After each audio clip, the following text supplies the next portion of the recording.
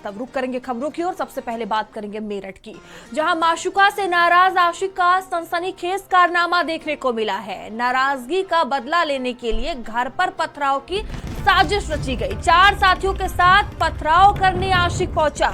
घर भूल गया, प्रेमिका का घर समझकर बीजेपी पार्षद के घर पथराव कर दिया।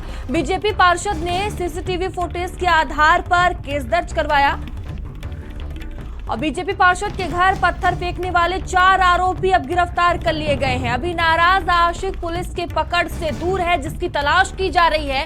कंकरखेड़ा के आशिक का अपनी प्रेमिका से विवाद हो गया था, जिसके बाद वो पथराव करने पहुंचा था और देखिए घर भूल गया, जिसके बाद उसने बीजेपी पार्षद के घर पर पथराव कर दिया। अब जो 4 उसके साथी है उन्हें गिरफ्तार कर लिया गया है और आशिक की तलाश अभी भी पुलिस कर रही है। देखिए पूरी घटना का ये सीसीटीवी भी सामने आया है। माशूका से नाराज आशिक का ये कारनामा देखने को मिला है। मेरठ का ये पूरा मामला बताया जा रहा है। नाराजगी का बदला लेने के लिए ये पहुंचा हुआ था। पथराव की साजिश उसने रची थी। 4 साथियों के साथ पथराव करने पहुंचा था और घर भूल गया। प्रेमिका का घर समझकर बीजेपी पार्षद के घर पर पथराव कर दिया और देखिए बीजेपी पार्षद ने सीसीटीवी फुटेज के आधार पर मुकदमा दर्ज करवाया। बीजेपी पार्षद के घर पत्थर फेंकने वाले 4 आरोपी गिरफ्तार कर लिए गए हैं और अभी नाराज आशिक, जो कि पुलिस की पकड़ से दूर है, उसकी तलाश लगातार की जा रही है।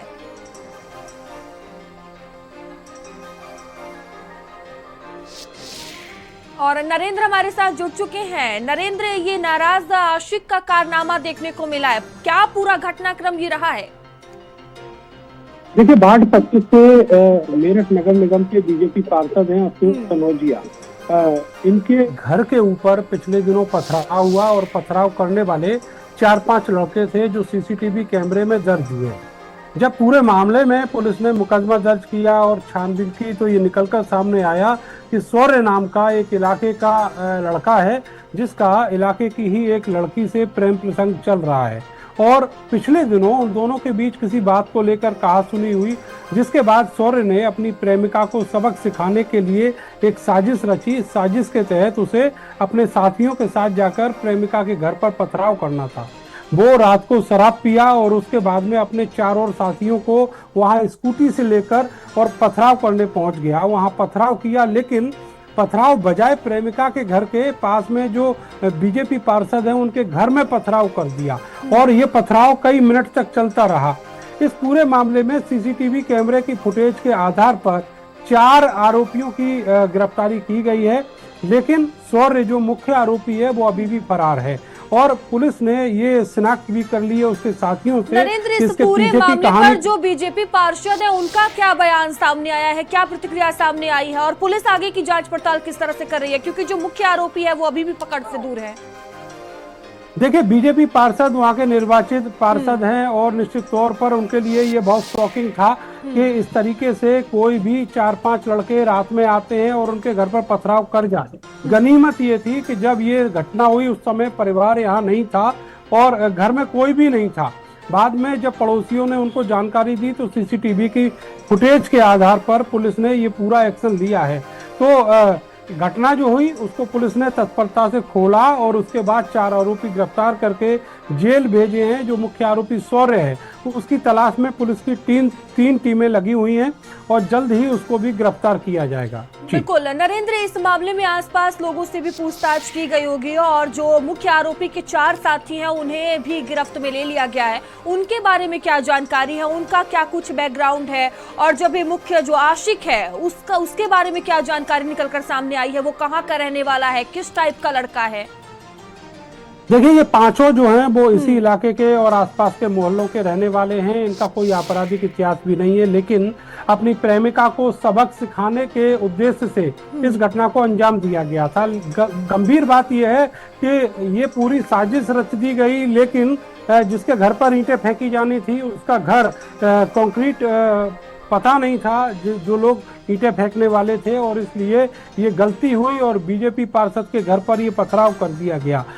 जो प्रेमिका है वो अभी तक सामने नहीं आई है, लेकिन इतना जरूर है कि अगर ये घटना वहाँ होती तो निश्चित तौर पर वहाँ पर घर में लोग और भी थे, उनको भी नुकसान हो सकता था। ये गनीमत ही थी कि जो बीजेपी पार्षद है उनका घर पूरा परिवार जो है वो बाहर गया हुआ था, इसलिए किसी को कोई चोट नहीं आई।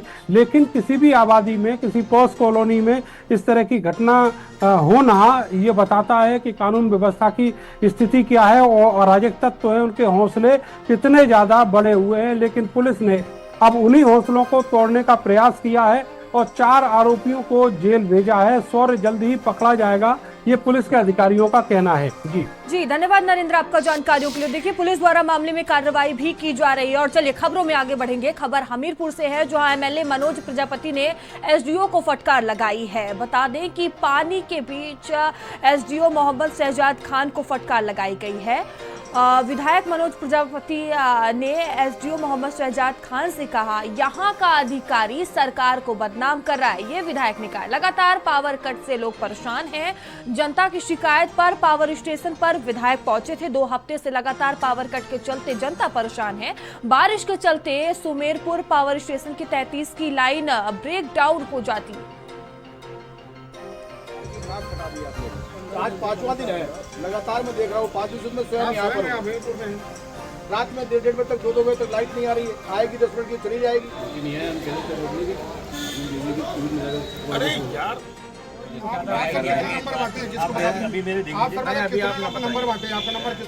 खराब व्यवस्था हो सकती है, उससे ज्यादा खराब है। बिल्कुल सरकार की नाक कटा दी आपने। आज 5वां दिन है, लगातार मैं देख रहा हूँ 5 दिन में स्वयं यहाँ पर रात में 1:30 बजे तक 2 बजे तक लाइट नहीं आ रही है। आएगी। लगभग 1 सप्ताह हो गया। विद्युत विभाग के कर्मचारियों की नाकामी की वजह से पूरा शहर त्रस्त है। इतनी पब्लिक खड़ी है 15 दिन का हो गया जी। ये पब्लिक चूंकि आप खड़ी है, कल रात में लाइट नहीं थी, परसों रात भर लाइट नहीं थी, आज भी स्थितियां यही हैं। और यहाँ का जो अधिकारी है सरकार को बदनाम करने में लगा हुआ है। मौके पे भी एक्शन आ रहे हैं, पूछते हैं क्या समस्या है। देखिए जनता की शिकायत पर विधायक पहुंचे थे और उन्होंने किस तरह से अफसर को फटकार लगाई है। असद हमारे साथ जुड़ चुके हैं। असद, क्या जानकारी सामने आ रही है? एमएलए ने अफसर को जिस तरह से फटकार लगाई। मेरी अस्पताल में लगातार लगभग 1-1.5 हफ्ते से हमीरपुर मुख्यालय में पावर कट के चलते जनता बिल्कुल उबल चुकी है, क्योंकि घर में इन्वर्टर नहीं है, छोटे बच्चे वो घर में रह नहीं पा रहे हैं और जो हल्की सी बारिश होती है तो पावर कट तुरंत हो जाता है। आजकल देखा जा रहा है जो सुमेरपुर का 33 केवीए का जो वहाँ पर सब स्टेशन है वहाँ सबसे ज्यादा ब्रेकडाउन हो रहा है। बरसात लगातार चल रही है, पावर कट लगातार हो रहे हैं, जिससे जनता यहाँ पर बहुत ही ज्यादा परेशान हो गई है। और विधायक जी इसी के चलते वहाँ पर पावर हाउस पहुंचे, वहाँ पर मौजूद एसडीओ को लगा वहाँ फटकार लगाई और ये बोला भी कि आप ही लोगों की नाकामी के चलते सरकार बदनाम हो रही है। फिलहाल अभी भी पावर कट जारी है। जी धन्यवाद आपका जानकारियों के लिए। तो देखिए एमएलए ने अफसर को फटकार लगाई है। जिस तरह से लगातार जो आम जनता है वो शिकायत कर रही थी, परेशान थी और विधायक पहुंचे थे।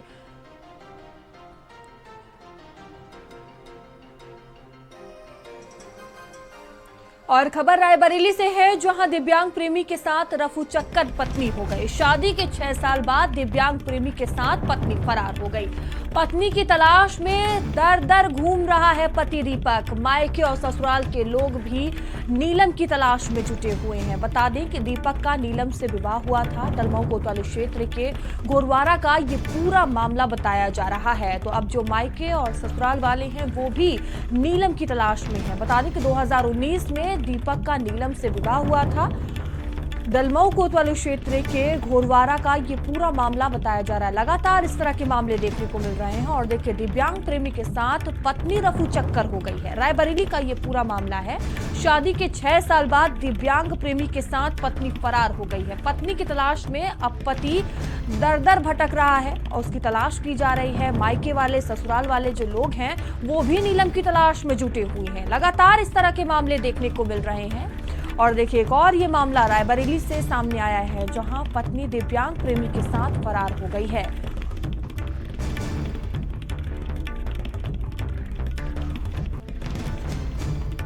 तो शादी के 6 साल बाद दिव्यांग प्रेमी के साथ पत्नी फरार हो गई है। अब पति दीपक उसकी तलाश में जुटा हुआ है। पत्नी की तलाश में दर दर घूम रहा है।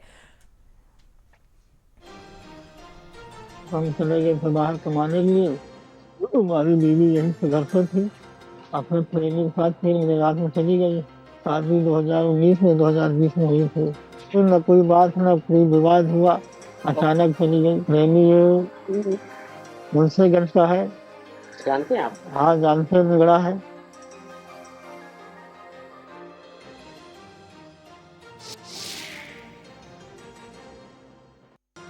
तो देखिए, मामले को लेकर पति का ये बयान भी सामने आया है। शादी के 6 साल बाद पत्नी का ये कारनामा देखने को मिला है। रोहित हमारे साथ जुड़ चुके हैं। रोहित, लगातार इस तरह के मामले देखने को मिल रहे हैं और एक और ये नया मामला जो कि पत्नी दिव्यांग प्रेमी के साथ फरार हुई है। क्या ये पूरा मामला है? जी बिल्कुल, मैं बताना चाहता हूँ पूरा मामला रायबरेली जिले के डलमो कोतवाली क्षेत्र गुरुवारा का है, जहाँ के रहने वाले दीपक का जो है वर्ष 2019 में नीलम के साथ जो है विवाह हुआ था। विवाह के बाद जो है पति जो है बाहर कमाता रहता था। ये बताया जा रहा है कि बीती 14 तारीख यानी 14 जून को जो है जो उसकी पत्नी नीलम है वो अपने प्रेमी के साथ जो है रफू चक्कर हो गई। बताया जा रहा है जो प्रेमी है वो दिव्यांग है और वो रायबरेली जिले के भदोकर थाना क्षेत्र के मुंशीगंज के पास का जो है रहने वाला है। बताया जा रहा है कि जो दीपक की पत्नी है वो अपनी बहन के घर आया जाया करती थी। वही बहन के घर के पड़ोस के रहने वाले जो युवक है उससे उसका जो है प्रेम हो गया था, जिसके बाद वो अपने दिव्यांग प्रेमी के साथ जो है रफू चक्कर हो गए। पीड़ित पति व साथ ही साथ ससुराल और मायके पक्ष के लोग जो है जो उसकी पत्नी उसकी तलाश में जुटे हुए हैं और यही नहीं लिखित तौर पर थाने में भी जो शिकायत की गई है। वहीं इस पूरे मामले में पुलिस भी जांच पड़ताल में जुटी है। वहीं जो पीड़ित पति है उसका साफ तौर पर कहना है कि रायबरेली में ही जो दिव्यांग प्रेमी के साथ उसकी पत्नी रह रही है, लेकिन उसको जो बरामद नहीं किया जा रहा है। जी, बहुत धन्यवाद आपका जानकारियों के लिए।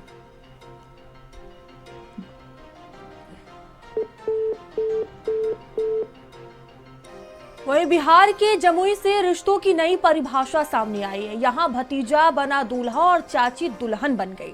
सचिन दुबे ने अपने चाचा की पूर्व पत्नी आयुषी कुमारी से मंदिर में 7 फेरे लिए। भाभी से बीवी सिर्फ टीवी सीरियल में नहीं, असल जिंदगी में भी सब मुमकिन है। रिश्ते भले ही उलझे हों पर प्यार तो स्पष्ट है। अब गांव वाले भी कंफ्यूज हैं कि इसे पारिवारिक मिलन कहें या रिश्तों की पहेली।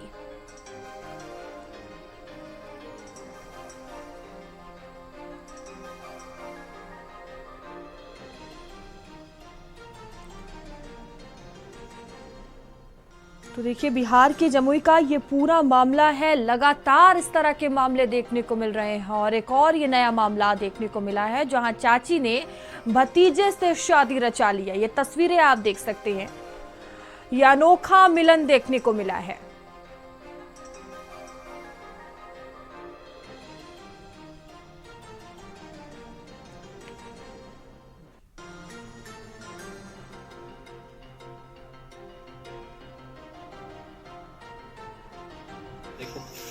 अब प्यार थोड़ी कैसे और कब होता है, वो तो प्यार तो कभी भी, अटैचमेंट कभी भी हो जाता है किसी से। मोबाइल के जरिए बात की या घर के बगल में होने के कारण क्या हुआ? मोबाइल, घर से भी कनेक्शन, उसकी वजह से भी। कौन है रिश्ते में? रिश्ते में मेरे हस्बैंड है, उससे ज्यादा मेरे कोई कुछ नहीं। बने पहले क्या? पहले भी मेरे हस्बैंड थे। सुनने में आ रहा है कि आप जो आप सुने शायद वही सच होगा। चाची? हाँ। तो अब जो आपके पहले पति थे उनको छोड़ दिए हैं? डिवोर्स दे दिए। डाइवोर्स हो गया? अब इनके साथ रहना है? कोई तरह का गिला शिकवा तो नहीं है? कोई गिला शिकवा नहीं है। तो देखिए, अनोखा ये मामला देखने को मिला है। तस्वीरें आप देख सकते हैं किस तरह से चाची ने भतीजे से ही शादी रचा ली।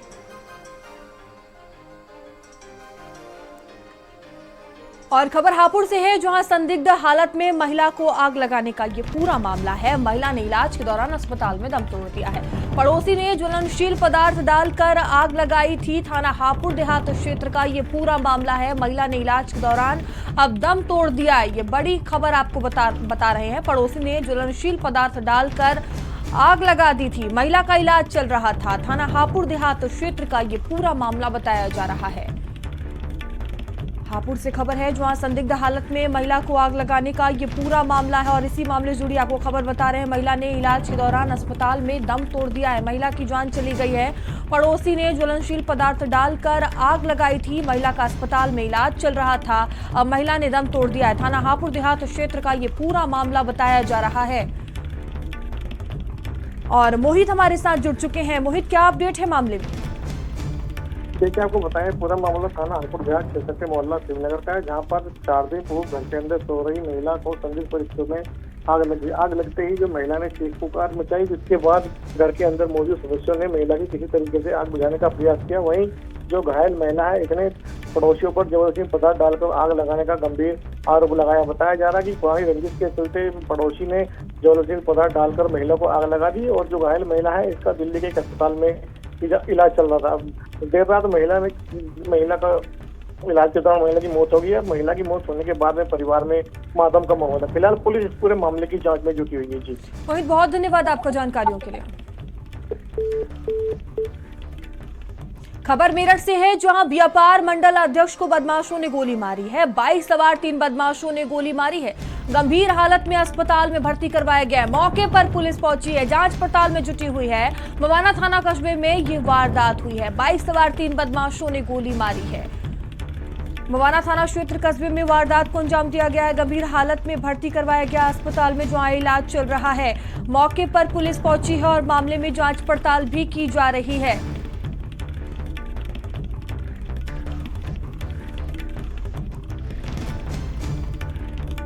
और खबर बागपत से है, जहां फैक्ट्री पर छापा मारने गई जीएसटी की टीम पर हमला हुआ है। फैक्ट्री मालिक सुनील ने जीएसटी टीम पर हमला किया है। सिपाही मोहित के साथ मारपीट कर वर्दी फाड़ी है। पुलिस के पहुंचने से पहले फरार हुआ है आरोपी। फैक्ट्री में ताला लगाकर फरार हो गया आरोपी। जीएसटी विभाग के अधिकारियों ने ट्रक को सीज किया है। बिल से अधिक माल भेजकर जीएसटी की चोरी की जा रही थी। बागपत क्षेत्र के पाले स्थित बतासा बनाने की फैक्ट्री का ये पूरा मामला बताया जा रहा है।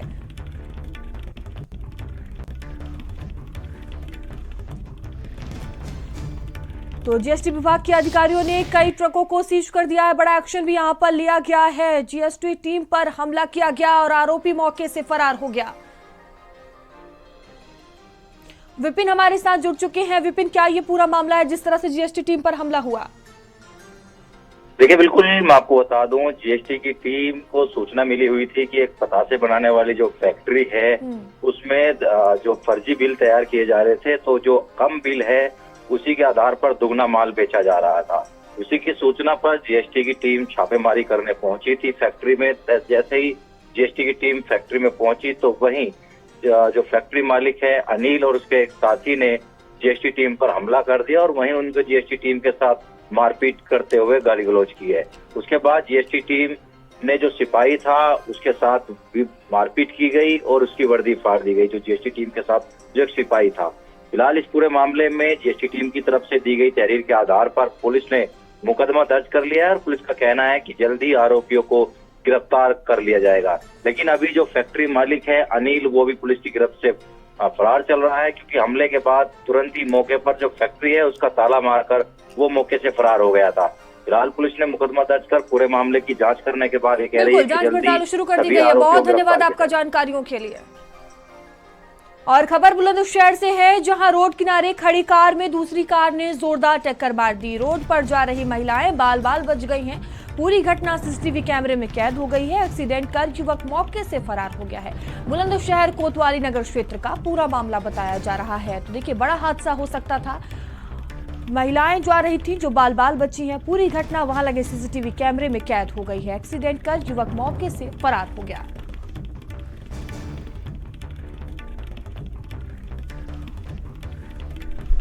बुलंदशहर कोतवाली नगर क्षेत्र का ये पूरा मामला बताया जा रहा है। देखिए, तस्वीरें भी सामने आई हैं। सड़क किनारे खड़ी कार में जोरदार टक्कर मारी गई है।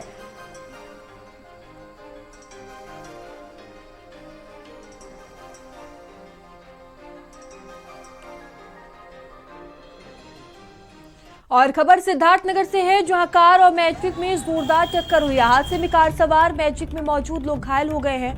सूचना पर पुलिस पहुंची है और मामले में जांच पड़ताल की जा रही है। डुमरियागंज और बस्ती मार्ग के पास की पूरी घटना बताई जा रही है। तो सूचना पर पुलिस पहुंची है, मामले में जांच पड़ताल भी की जा रही है। तेज रफ्तार का कहर देखने को मिल रहा है। डुमरियागंज बस्ती मार्ग के पास की घटना बताई जा रही है और तस्वीरें भी सामने आई हैं। कार और मैजिक में जोरदार टक्कर हुई है। सिद्धार्थनगर का ये पूरा मामला है। तो वाहनों में देखिए जोरदार टक्कर हुई है। तस्वीरें भी सामने आई हैं। वाहन पूरी तरह से क्षतिग्रस्त हो गए हैं।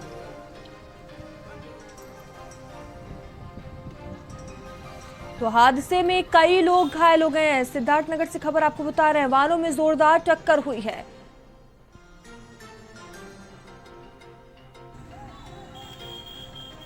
देखिए कार जो है वो पूरी तरह से क्षतिग्रस्त हो गई है। आसपास हड़कंप का माहौल भी देखने को मिला है। हादसे में कई लोग घायल हो गए हैं। वाहनों में ये जोरदार टक्कर हुई है। वाहन की तस्वीरें आप देख सकते हैं। वाहन क्षतिग्रस्त हुआ है। और खबर रायबरेली से है, जहां संदिग्ध हालत में युवक की करंट लगने से जान चली गई। मृतक कृष्ण कुमार साहू की दर्दनाक मौत हो गई है। सूचना पर पुलिस पहुंची है। पुलिस ने शव को कब्जे में लिया है। सरीन थाना क्षेत्र के रमईपुर कला गांव की घटना बताई जा रही है। एक युवक की जान चली गई है। तेज रफ्तार का कहर देखने को मिला है। बड़ा हादसा हुआ है। पुलिस मौके पर पहुंची है। पुलिस ने शव को अपने कब्जे में लिया है।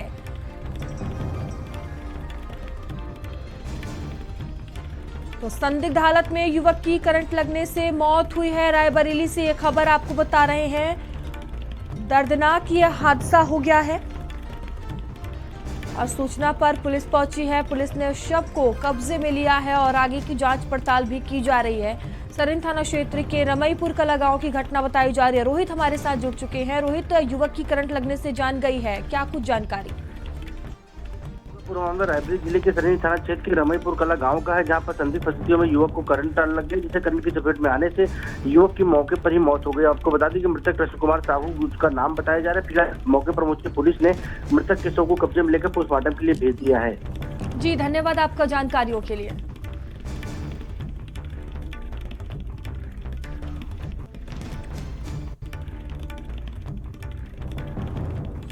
और दूसरी खबर भी रायबरेली से है, जहां राही ब्लॉक में उपकरणों की खरीद में घोटाले का आरोप है। बता दें कि एडीओ पंचायत ने जांच को लेकर डीपीआरओ को पत्र लिखा, जहां एडीओ संजीव शर्मा की डीपीआरओ सौम्यशील से जांच की मांग की गई। बता दें कि 3 नए एसी में सिर्फ एक नया एसी लगा, ये एडीओ का कहना है। पुराने एसी भीषण गर्मी से खराब है, एडीओ ने कहा है।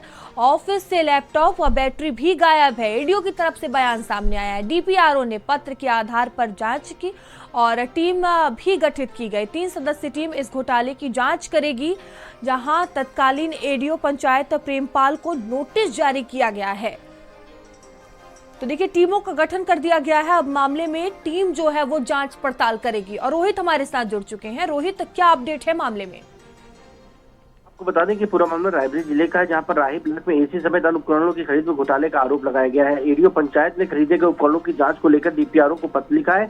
आपको बता दें कि वर्तमान में जो एडीओ हैं संजीव शर्मा ने, उन्होंने डीपीआरओ सौम्यशील को पत्र लिखकर जो है जांच की मांग की, जिसमें बताया गया कि 7.5 लाख रुपए में जो है 3 एसी, एक लैपटॉप और एक बैटरी व अन्य उपकरण खरीदे गए थे, जिसमें से 3 एसीओं में सिर्फ एक एसी लगा है।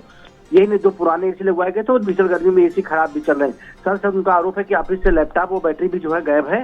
डीपीआरओ सौम्यशील ने पत्र के आधार पर जो है जांच टीम गठित कर दी है। 3 सदस्यीय टीम बनाकर इस पूरे मामले की जांच कराई जा रही है।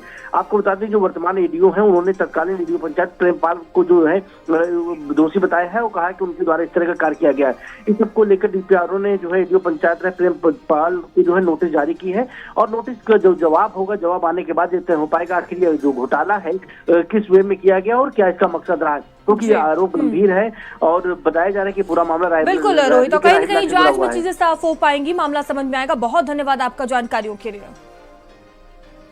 जब मैं यहाँ ग्राम पंचायत इसमें जो राही में तैनाती हुई मेरी, तो चार्ज लिस्ट में मुझे कुछ सामान मिला था जो भी, तो अभिलेख देखने पर वो यहाँ पीछे लगे हैं एसी, वो पुराने हैं। अभिलेख में वो नए खरीदे गए हैं अक्टूबर जो का 2024 में, लगभग अक्टूबर 2024 से मार्च 2025 तक 7.5 लाख रुपए निकाला गया है। और खबर आगरा से है, जहां पूर्व प्रधानाचार्य को सामान की शिकायत करना भारी पड़ गया। ऑनलाइन साइट से कस्टमर केयर से शिकायत की गई थी। साइबर ठग ने पूर्व प्रधानाचार्य के खाते से 97,000 रुपए उड़ा दिए। ठगी के बाद पीड़िता ने थाने में अब शिकायत दर्ज करवाई है। बता दें कि मैरुशिपुरम सिकंदरा निवासी पीड़ित है। ये पूर्व प्रधानाचार्य रेनू और ई कॉमर्स कंपनी से 98 रुपए का प्रोडक्ट उन्होंने ऑर्डर किया था। बाद में 278 रुपए का एक और प्रोडक्ट बुक किया गया था। ऑनलाइन चेक करने पर 278 रुपए वाले की जानकारी दिखी। पहले ऑर्डर ना देखने की शिकायत के लिए निकाला था। नंबर कॉल करते ही ठगों का व्हाट्सएप पर मैसेज आया था। ठग ने बातों में फंसा स्क्रीन शेयरिंग ऑन करवाया और स्क्रीन शेयरिंग ऑन कर ठग ने अकाउंट से रुपए उड़ा दिए। लिखित शिकायत के बाद सिकंदरा पुलिस अब जांच पड़ताल करने में जुटी हुई है।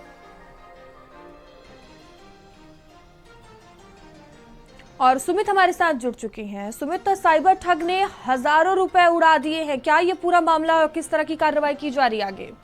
बिल्कुल, देखिए आगरा में साइबर ठगी के मामले लगातार बढ़ते जा रहे हैं और आगरा पुलिस द्वारा एडवाइजरी जारी भी की जाती है समय समय पर। लोगों को सतर्क रहने के लिए भी लगातार अभियान चलाए जाते हैं, लेकिन बावजूद उसके लोग सतर्क नहीं रहते हैं और साइबर ठगों का शिकार हो जाते हैं। इसी कड़ी में मार्चपुरम चकंदरा के निवासी हैं पूर्व प्रधानाचार्य जरूर, इन्होंने एक ऑनलाइन ई कॉमर्स साइट से 2 ऑर्डर किए थे, एक 98 रुपए का और एक 278 रुपए का। लेकिन जब इन्होंने ऑनलाइन चेक किया तो सिर्फ एक ही ऑर्डर इनको शो कर रहा था, 98 रुपए ऑर्डर वाला इनको शो नहीं कर रहा था। तो इसकी शिकायत के लिए इन्होंने ऑनलाइन कस्टमर केयर का नंबर निकाला। जब इन्होंने इसकी शिकायत की तो फोन कटने के बाद में इनके पास एक व्हाट्सएप मैसेज आया, जब उसके बाद में जो साइबर ठग है साइबर ठग ने इनको होम स्क्रीन ऑन करने के लिए कहा। इसके बाद इनको अपना ठगी का शिकार बना लिया। इनके अकाउंट से 98,000 रुपए करीब उड़ा दिए। अब पूरे मामले में लेके शिकायत की गई है। साइबर सेल पूरे मामले की जांच में जुटी है। जी बहुत धन्यवाद आपको जानकारियों के लिए। और खबर गाजियाबाद से है, जहां शाती लुटेरा राहुल पुलिस मुठभेड़ में गिरफ्तार हो गया। कब्जे से कैश, असलाहा बरामद किया गया है। आरोपी के खिलाफ लूट के कई मामले दर्ज हैं। तो शाती लुटेरा राहुल पुलिस मुठभेड़ में गिरफ्तार कर लिया गया है। कब्जे से कैश, असलाहा भी बरामद किया गया है। तो आरोपी के खिलाफ लूट के कई मामले दर्ज हैं और इस मामले में पुलिस को बड़ी सफलता हाथ लगी है। विजयनगर कट पर ये जो चेकिंग चल रही थी, वहां पर जो पुलिस दल मौजूद था उसने तत्काल ही उस व्यक्ति को संदिग्ध प्रतीत होने पर रुकने के लिए कहा। तो रुकने के स्थान पर उसने अपनी बाइक को ये साहिबवन का जो जंगल का क्षेत्र है इधर कच्चे रास्ते पर भगा दिया। पुलिस दल ने जब उसका पीछा किया तो उसके पास एक तमंचा था। उस तमंचे से उसने पुलिस के दल पर जान से मारने की नियत से फायर कर दिया। पुलिस को भी अपने बचाव में यहाँ पर फायरिंग करनी पड़ी है, जिसमें इस व्यक्ति के दाहिने पैर में गोली लगी है। खबर उन्नाव से है, जहां नाले में युवक का शव मिला, जिसके बाद सनसनी फैल गई। स्थानीय लोगों ने पुलिस को सूचना दी। शव की शिनाख्त कर पोस्टमार्टम के लिए भेज दिया गया। गंगा घाट कोतवाली क्षेत्र के पोनी रोड की घटना बताई जा रही है। स्थानीय लोगों ने पुलिस को इस पूरे मामले की सूचना दी है। शव की शिनाख्त कर पोस्टमार्टम के लिए शव भेज दिया गया है। पुलिस अब जांच पड़ताल इस मामले में कर रही है। गंगा घाट कोतवाली क्षेत्र के पोनी रोड की घटना बताई जा रही है, जहां नाले में युवक का शव मिला, जिसके बाद हड़कंप मचा हुआ है। उन्नाव से खबर आपको बता रहे हैं। स्थानीय लोगों ने पुलिस को सूचना दी। पुलिस मौके पर पहुंची और पुलिस ने शव को कब्जे में लेकर पोस्टमार्टम के लिए भेज दिया है। मामले में जांच पड़ताल भी की जा रही है। गंगा घाट कोतवाली क्षेत्र के पोनी रोड की ये पूरी घटना बताई जा रही है, जहां ये युवक का शव मिला, जिसके बाद से सनसनी फैली हुई है। फिलहाल पुलिस मौके पर पहुंची है। मामले में जांच पड़ताल भी हो रही है। और खबर संभल से है, जहां सड़क किनारे झाड़ियों में युवक का शव मिला है। लोगों ने पुलिस को सूचना दी है और सूचना पर पुलिस पहुंची है। पुलिस ने शव को कब्जे में लेकर पोस्टमार्टम के लिए भेज दिया है। धनारी क्षेत्र के बगडेर गांव के पास का ये पूरा मामला बताया जा रहा है। तो पुलिस ने शव कब्जे में लेकर पोस्टमार्टम के लिए भेजा है। पता नहीं कि धनारी क्षेत्र के बगडेर गांव के पास का ये पूरा मामला बताया जा रहा है। सड़क किनारे झाड़ियों में युवक का शव मिला है। बड़ी खबर आपको बता रहे हैं। लोगों ने पुलिस को सूचना दी है और मौके पर पुलिस पहुंची है।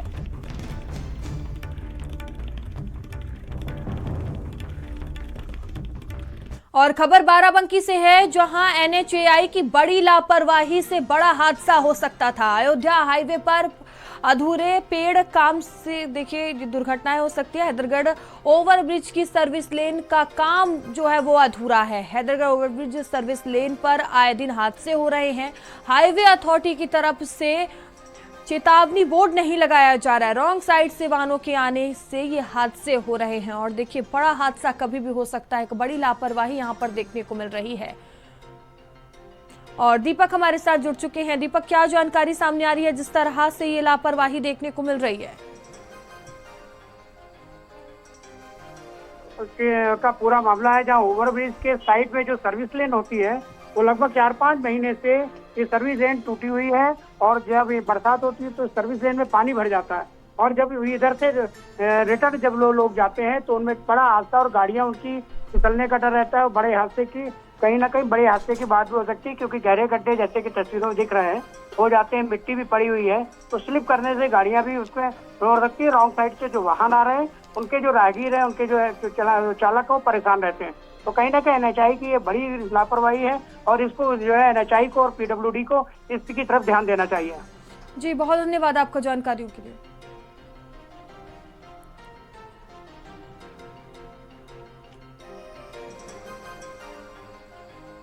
खबर गोंडा से है, जहां 2 जून को विश्व आदि दिवस के अवसर पर कार्यक्रम का आयोजन किया गया है। इस कार्यक्रम में घोटाले की बात सामने आई, जहां जीएसटी ठेकेदार द्वारा फर्म के नाम पर डबल भुगतान कराया गया। ठेकेदार 6 अलग अलग 14 लाख रुपए डकार गया। वहीं घटना की जानकारी होने पर जेई ने आरोपी के खिलाफ एफआईआर दर्ज करवाई है। जेई का आरोप है कि फर्म ने पीडब्ल्यूडी से 69 लाख और सोहेलावास के लिए 19 लाख लिए, जबकि कार्यक्रम में 75 लाख रुपए खर्च हुए थे। वहीं ठेकेदार ने सभी आरोपों को बेबुनियाद बताया है, तो फर्म के नाम पर डबल भुगतान कराया गया है।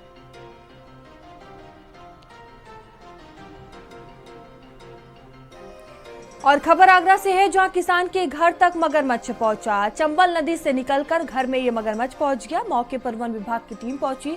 मगरमच्छ को चंबल नदी में दोबारा छोड़ा गया। पीनाहट ब्लॉक के प्रजापुरा गांव का मामला बताया जा रहा है।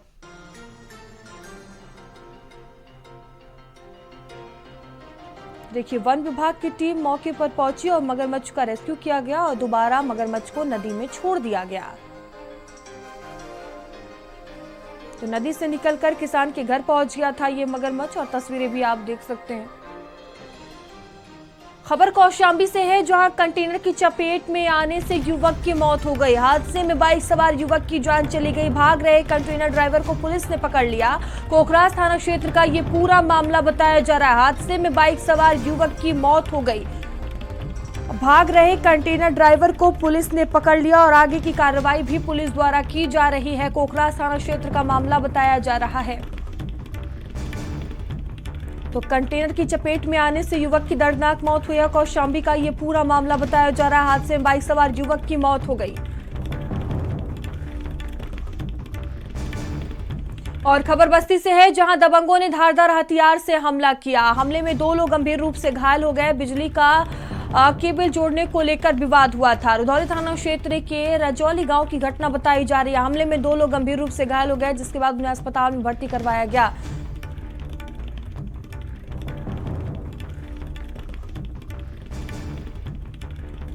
तो बिजली के केबल जोड़ने को लेकर यह विवाद हुआ, जिसमें 2 लोग घायल भी हो गए। दबंगों ने धारदार हथियार से हमला किया। बस्ती का ये पूरा मामला बताया जा रहा है। हमले में 2 लोग गंभीर रूप से घायल हो गए हैं, जिसके बाद उन्हें अस्पताल में भर्ती करवाया गया है।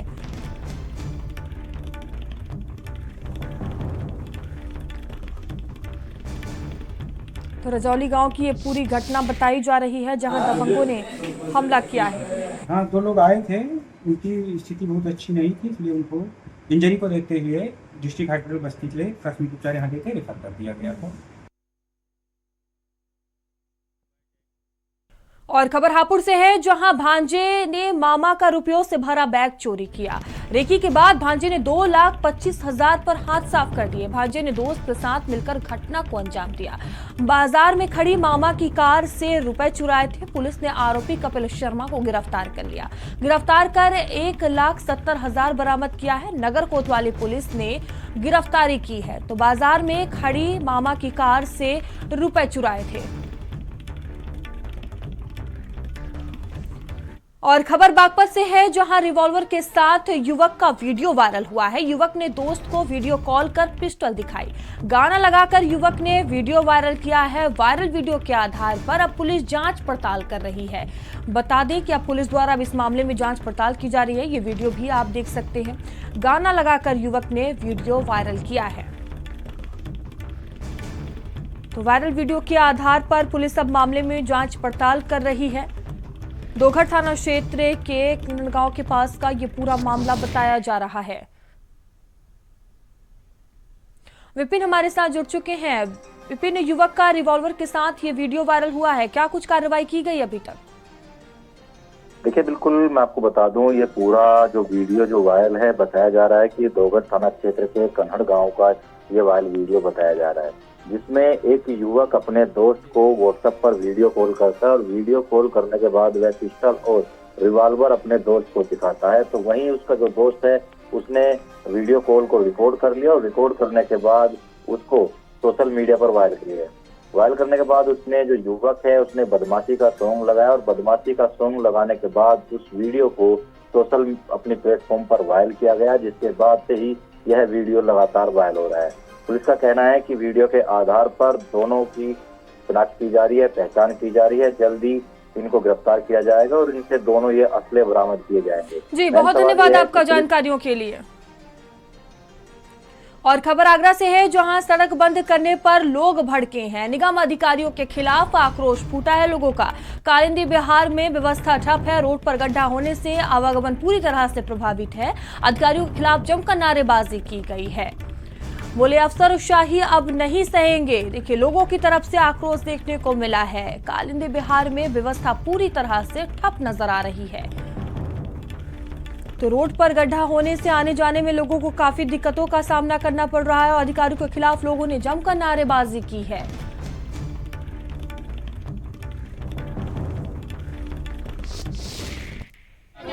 ये आरबी डिग्री कॉलेज के बगल में रास्ता जो जाता है, उस रास्ते को नगर निगम के ठेकेदार के द्वारा उसको बंद कर दिया गया, यानी खुदाई करके छोड़ दिया गया है, जिसकी वजह से वो रास्ता पूरी तरीके से ब्लॉक है और वहाँ आने जाने वालों को जो परेशानी का सामना करना पड़ रहा है। उसके अलावा वहाँ किसी जनहानि होने की भी आशंका है। बगल में मकान है, उसको भी गिरने की आशंका, ढहने की आशंका है। इसको ध्यान में रखते हुए पीछे जो जनता रहती है, 10,000 से अधिक की आबादी है, लाखों लोग पीछे रहते हैं, उनको समस्या को ध्यान में रखते हुए समस्या की वजह से जनता ने उग्र रूप धारण किया और आज रोड जाम करने का कार्य किया। ऑफिस है, उसके अलावा 4-5 दुकानें भी हैं। उन दुकानों पे इस समय कोई ग्राहक नहीं आ रहा है, कैसा भी काम नहीं चल रहा और जनता को बहुत ज्यादा परेशानी हो रही है आने जाने में। करीबन 15 से 20 दिन हो गए इस चीज को। क्या समस्या बनी हुई है?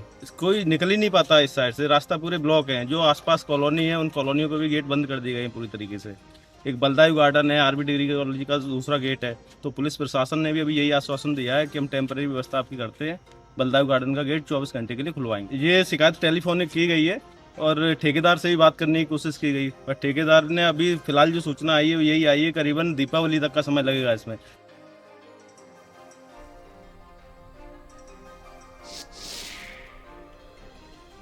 सोनम रघुवंशी और मुस्कान जैसी एक और वारदात फिर से झकझोरती। दरअसल मुरादाबाद की रहने वाली रीना सिंधु नाम की कलयुगी पत्नी ने दिल्ली निवासी अपने पति रविंद्र कुमार की हत्या कर दी। बिजनौर के रहने वाले अपने प्रेमी पारितोष कुमार के साथ मिलकर उसने हत्या कर दी। 2 दिन तक उत्तराखंड की सड़कों पर अपनी SUV कार में पति की लाश को लेकर घूमती रही, जिसके बाद लाश को कोटद्वार में फेंक दिया। इसी को लेकर देखिए हमारी एक खास रिपोर्ट।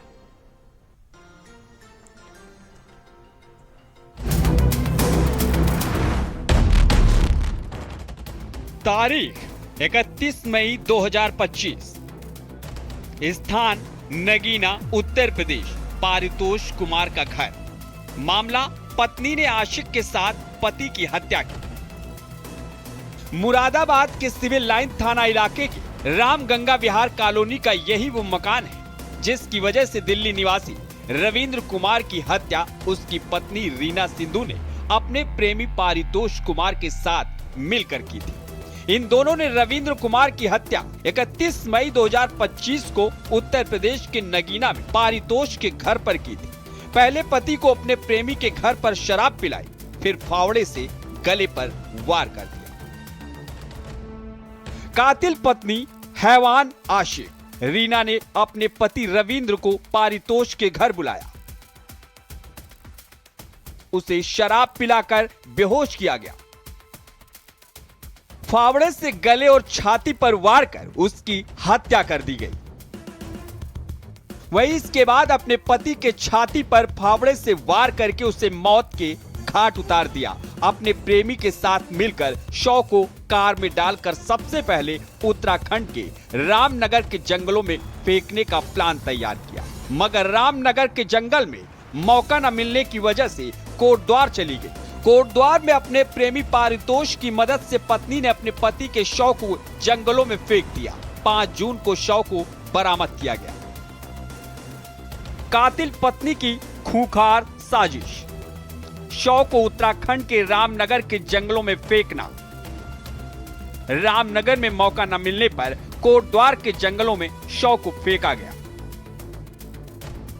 5 जून 2025 को कोटद्वार के जंगलों से शव बरामद हुआ। सोनम और मुस्कान के बाद मुरादाबाद की रीना रघुवंशी ने अपने प्रेमी पारितोष के साथ मिलकर अपने पति रविंद्र की हत्या करा दी। पुलिस ने छानबीन करने के बाद रविंद्र कुमार की पहचान 17 जून को मृतक रविंद्र कुमार के भाई राजेश ने थाना कोटद्वार में तहरीर दी, जिसमें इस बात का जिक्र किया कि उनके मृतक भाई रविंद्र कुमार का 2007 में अपनी पहली पत्नी आशा देवी के साथ अनबन हो गई, जिससे वह हरिद्वार आ गए और हरिद्वार में उनकी मुलाकात रीना सिंधु से हुई। 2010 से 11 में रीना सिंधु से उन्होंने दोबारा शादी कर ली। बता दें कि मृतक रविंद्र कुमार का उत्तर प्रदेश के मुरादाबाद में एक बड़ा घर था, जिसको वह बेचना चाहते थे, मगर उनकी पत्नी रीना को यह बात नागवार गुजरी। रीना फिजियोथेरेपिस्ट का काम करती थी, जिसके केंद्र पर पारितोष अक्सर आता था। रीना को पारितोष से प्रेम हो गया। अपने पति को रास्ते से हटाने के लिए रीना ने 10 लाख रुपए का ऑफर भी पारितोष को दिया था। उससे कहा कि पति की हत्या कर दो, जिसके बाद हम लोग साथ रहेंगे। पुलिस ने पत्नी रीना सिंधु और उसके प्रेमी पारितोष को गिरफ्तार कर जेल भेज दिया है, मगर जिस तरह से योजना बना करके रीना सिंधु ने अपने पति की अपने प्रेमी के साथ मिलकर हत्या की है, ऐसे में एक बार फिर सोनम, रघुवंशी और मुस्कान की वारदात ताजा हो गई है। वही पति पत्नी का रिश्ता एक बार फिर कलंकित हो गया है, जिसने समाज को सोचने के लिए मजबूर किया है। कोटद्वार पुलिस ने पूरे मामले की जांच की, जिसके बाद रीना रघुवंशी और उसके प्रेमी पारितोष को गिरफ्तार कर लिया गया है। दीपचंद जोशी, भारत समाचार, मुरादाबाद। समाजवादी पार्टी के राष्ट्रीय अध्यक्ष अखिलेश यादव प्रेस कॉन्फ्रेंस कर रहे हैं, आइए सुनते हैं। विशेष जिसको